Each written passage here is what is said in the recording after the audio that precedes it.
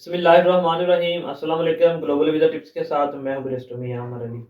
जब भी कोई मेरी वीडियो देखकर वीज़ा अप्लाई करता है और उसे वीज़ा मिल जाता है तो मुझे बहुत खुशी होती है, क्योंकि मेरा बेसिकली ये चैनल बनाने का मकसद यही था कि मैं आप लोगों को एजुकेट कर सकूं कि आप अपना वीज़ा खुद अप्लाई करें। इसमें कोई बड़ी रॉकेट साइंस नहीं है।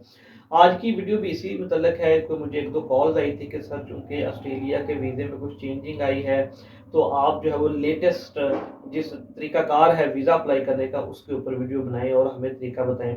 तो मैं बताने वाला हूँ स्टेप बाय स्टेप गाइड, और इंशाल्लाह ताला ये वीडियो मुकम्मल देखने के बाद आप ऑस्ट्रेलिया का अपना वीज़ा खुद अप्लाई कर सकते हैं और आपको ये भी आइडिया हो जाएगा कि उसका प्रोसेसिंग टाइम कितना है, उसकी फ़ीस कितनी है और वीज़ा लगने के चांसेस कितने हैं।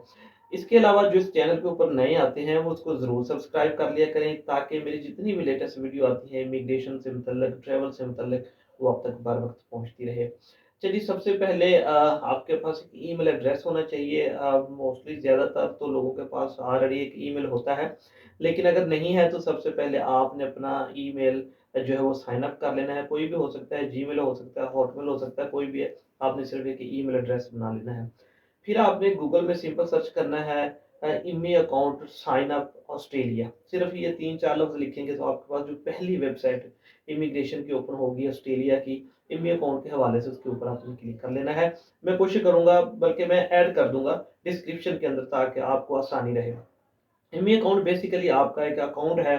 जब वो आप वो क्रिएट कर लेते हैं तो फिर आप उसमें अपनी एप्लीकेशन बनाते हैं वीज़ा अप्लाई करने के लिए। जब आप इमी अकाउंट रजिस्टर करेंगे आपको एक ईमेल जाएगी वेरिफिकेशन के लिए। आपने वहाँ पर एक कोड जाता है, ठीक है? वो कोड आपने वापस इधर लगाना होता है, तो आपका अकाउंट जो है वो क्रिएट हो जाता है। बहुत ईज़ी है, विद इन 1 मिनट, बल्कि लेस देन 1 मिनट में आपका अकाउंट जो है वो क्रिएट हो जाएगा।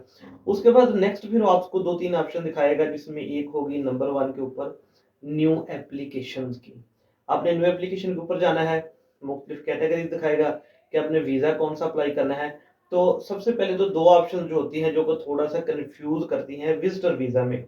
क्योंकि आपने टूरिस्ट वीज़ा अप्लाई करना है तो उसमें 2 ऑप्शन आपको दिखाएगा। एक दिखाएगा ई विज़िटर वीज़ा, एक आपको दिखाएगा विज़िटर वीज़ा 600।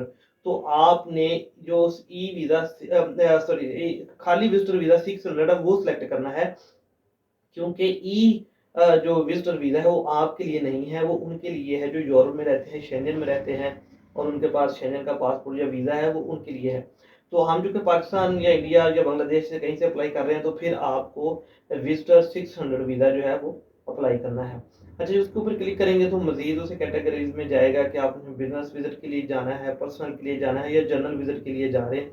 तो आपका जो भी पर्पज़ आप उसमें सेलेक्ट कर सकते हैं। मैं आपको स्टेप बाय स्टेप समझा रहा हूँ कि जब आप जो खुद करेंगे तो यही वाले स्टेप आपको नज़र आएँगे। तो ये करने के बाद फिर वो आ जाएगा आपकी डिटेल्स के ऊपर, जिसमें आपका नाम पूछेगा, आपका पासपोर्ट पूछेगा, आपका आईडी कार्ड का पूछेगा, आपका होम का एड्रेस पूछेगा। तो सबसे पहले वो आपकी बेसिक डिटेल जो है वहाँ पर लेगा। उसके बाद फिर जब नेक्स्ट जाएँगे, फिर आपके जाने के पर्पज़ के बारे में पूछेगा कि आप कौन-सी डेट में जा रहे हैं, किस मकसद के लिए जा रहे हैं, आपने वापस कब आना है, तो ये सारी चीज़ें पूछेगा। तो ये टोटल आपके स्टेप होते हैं 19, यानी कि 19 आपके स्टेप होते हैं।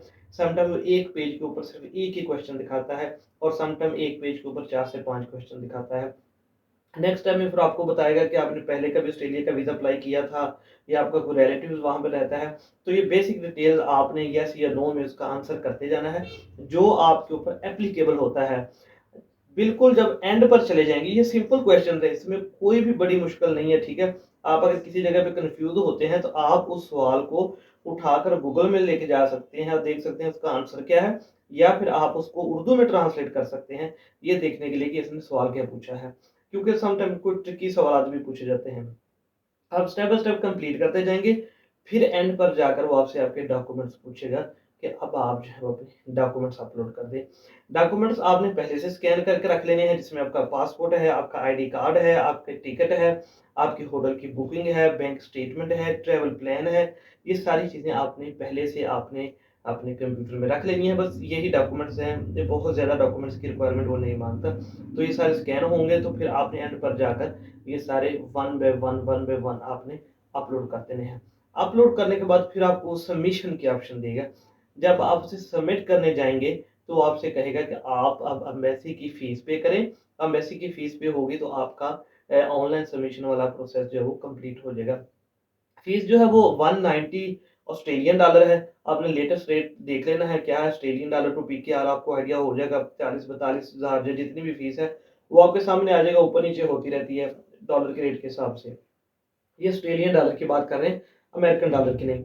अच्छा, जब आप सबमिट कर देंगे तो फिर उसी वक़्त या विदिन 30 मिनट्स, मैक्सिमम 24 घंटे के अंदर, लेकिन हमने देखा है कि 30 मिनट्स या 1 घंटे के अंदर आपको आपकी ईमेल के अंदर एक बायोमेट्रिक का लेटर आ जाएगा, जिसके ऊपर लिखा होगा कि आप आज की डेट से लेकर नेक्स्ट 14 वर्किंग डेज़ के अंदर बायोमेट्रिक्स करा सकते हैं। अपॉइंटमेंट्स लेने की स्पेशल ज़रूरत नहीं है उसके लिए। सिंपल आपको बता देंगे 24 अपना 14 दिन के अंदर आप अपॉइंटमेंट्स करा सकते हैं। तो आपने वो लेटर लेना है और आपने चलना है वीएसएफ, वहाँ पे जाके आप जब लेटर दिखाएँगे तो आपके वो बायोमेट्रिक्स कर लेंगे। ऑलरेडी आपकी फ़ीस जो है वो पे हो चुकी होती है उसी एम्बेसी फ़ीस के अंदर, तो आपने बायोमेट्रिक्स करवा लेने हैं। बायोमेट्रिक्स करवाने के बाद तकरीबन 2 हफ्ते में, बहुत ज़्यादा टाइम नहीं लेते। 90% केसेज़ जो हमने देखे हैं कि 2 हफ्ते में यानी कि 14 दिन के अंदर आपके वीज़े का डिसीजन आ जाता है। अगर तो उन्होंने आपको वीज़ा देना है तो आपको वो भी ईमेल के अंदर ईमेल आ जाएगी कि आपका वीज़ा आ गया है, आप इसे डाउनलोड कर लें या पोर्टल पे जाके डाउनलोड कर लें, या फिर सिंपल आपको ईमेल के ज़रिए ही वो आपको वीज़ा या लिंक जो है वो भेज देते हैं, जिसको क्लिक करने के बाद आप उसे डाउनलोड कर सकते हैं। अगर आपका वीज़ा नहीं मिलता तो फिर भी जो रिफ्यूज़ल होता है उसका भी आपको बता देते हैं कि फलाँ रीज़न की वजह से, रीज़न भी बताते हैं कि फलाँ रीज़न की वजह से हमने आपका वीज़ा ग्रांट नहीं किया।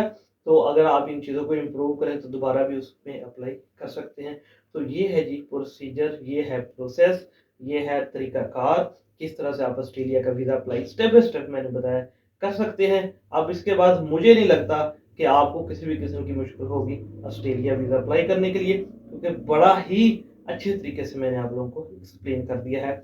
वीडियो को लाइक और शेयर ये मत करना भूलिए करिएगा, ताकि ये इन्फॉर्मेशन दूसरों तक पहुँचे। इसके अलावा जितना आप लाइक और शेयर करेंगे उतनी ही वीडियो की ज़्यादा रिकमेंडेशन होगी और ज़्यादा लोग देखेंगे, और मैं भी ज़्यादा से ज़्यादा आपके लिए इसी तरह की इन्फॉर्मेटिव वीडियो बनाता रहूँगा।